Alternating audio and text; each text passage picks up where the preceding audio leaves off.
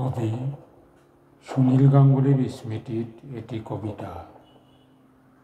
সুনীল দা, আপুনি নীল আকাশত তৰা হৈ হাঁহিছে, জ্বলি জ্বলি ৰঙা হৈ উঠিছে আমাৰ হৃদয়। আপোনাৰ দৰে অপেক্ষাৰত উদাস চাৱনিৰে এচামুচ নীলা লোহিতত ধুমুহা লৈ ফুৰে বিষাদ। আজি কলকাতা বৰ বিষাদত আছে দেশ বিদেশ। আপোনাৰ নীৰাৰ অশোকত বিষাদগ্ৰস্ত হৈছিল, আনকি কলকাতা মহানগৰ হাহাকাৰ কৰিছিল। আপুনি কিমানটা কবিতাৰে উপচাই দিছিল নীৰাৰ হৃদয়। আপোনাৰ অন্তিম যাত্ৰাত কলকাতা ক্ৰন্দনত ভাগি পৰিছে। আজি অশোকত আছে সাহিত্যৰ পাতে পাতে।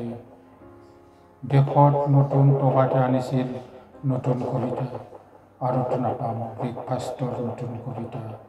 আপুনি দেখিছিল মানুহ ৰঙা তেজ সাম্যবাদ ক'ত বা থাকে আল্লাহ বা ভগৱান। সকলোতে দেখিছিল লোহিতৰ ৰং একেই।